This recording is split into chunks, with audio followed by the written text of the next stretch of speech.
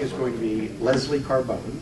Y'all may know of her from her blog, which is pretty famous, but she's also just written a book, Slaying Leviathan, which couldn't be more appropriate. This is kind of like Stephen Moore and Art Laffer coming out with the end of prosperity last fall. But the timing is good, even though I know they had to postpone it a couple of times. But the timing still couldn't be more perfect. But we thank you for making the trek down. We look forward to hearing about the book. Well, thanks for your patience with all the surprising publishing delays that we went through. Well, it's great to be here with so many friends of economic freedom, especially now at a time when I think we really have so much to be encouraged about.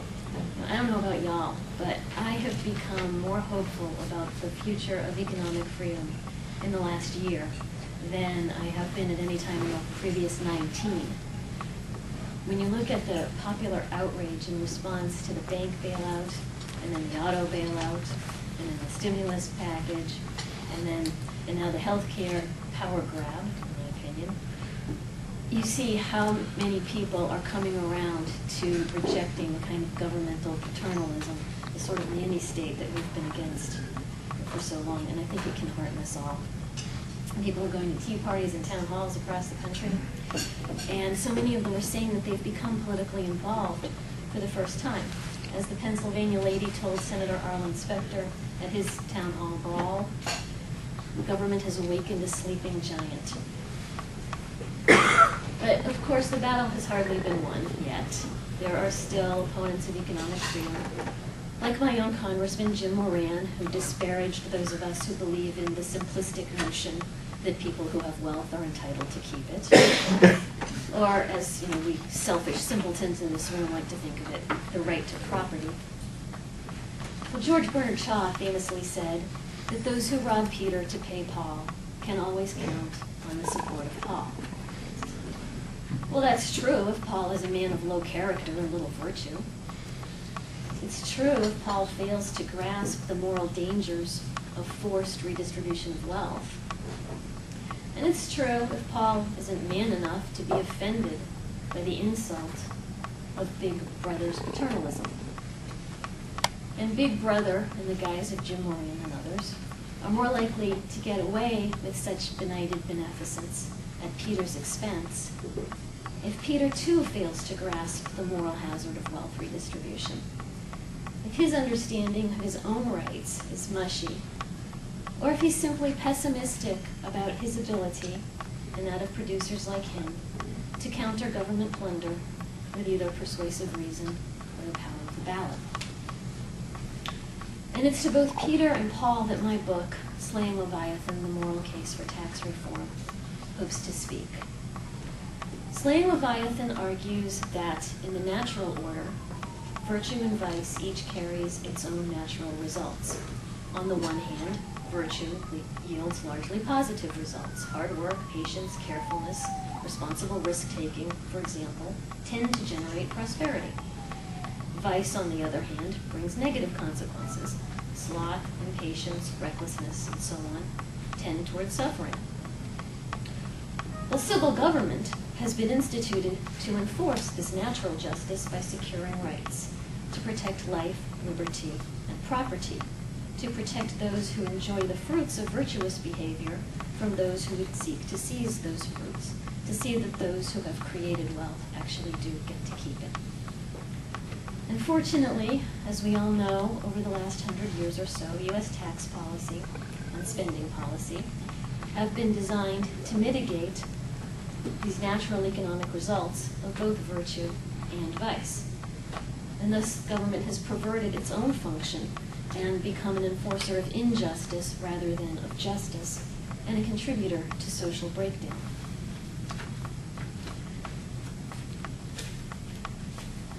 Now, my book points out that by taxing the fruits of virtuous behavior, the behavior that creates wealth, fiscal policy discourages that behavior. It also argues that progressive taxation simply takes too much money, not just from the so-called rich, as people would like to believe, but also from the middle class, both in high taxation and in job suppression and wage suppression, diminishing their economic and thus their moral freedom. My book points out that taxation unintentionally steers behavior away from virtue, the classic example of course, the marriage tax, which encourages not only cohabitation but also divorce.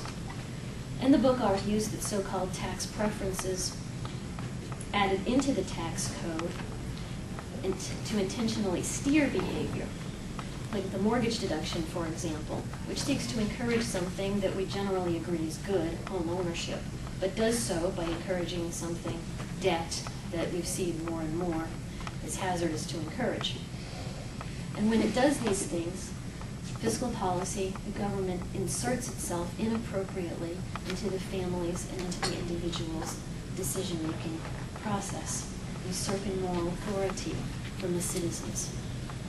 The book also includes a long section on federal spending, primarily to counter the ridiculous notion that we can't afford tax cuts because there's just so many good things that the government has to pay for.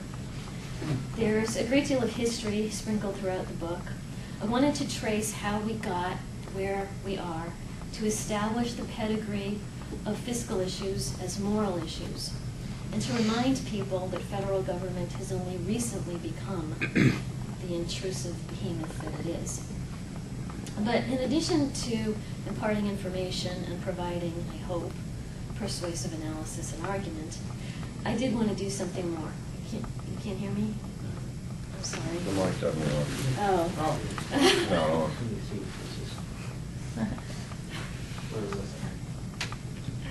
Try that. Is that better? Oh, yeah. Oh, no. Okay, so I wrote this book.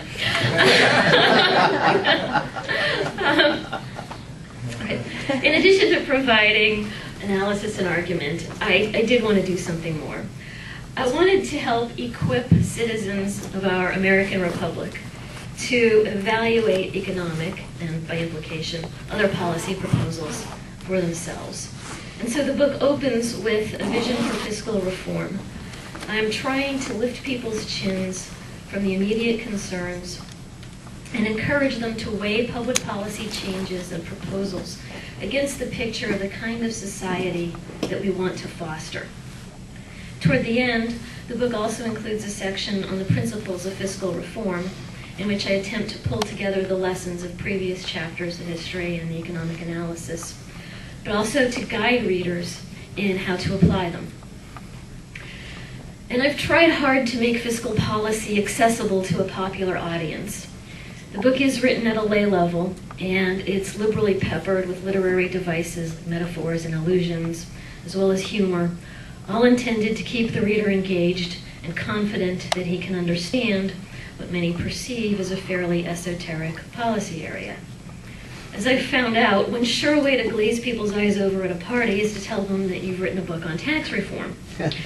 And so I've tried very hard to write in a way, in a style that keeps people reading and thinking about what they're reading. Now, it's my hope that in this climate of renewed popular resistance to federal overreach, that my book will acquaint both Peter and Paul with the moral rationale against wealth redistribution, that it will equip them as citizens to carefully consider the policies enacted by our republic, by the representatives that they elect, and that it will give them hope. So thank you for listening to me, and thank you for all that you do to advance economic freedom.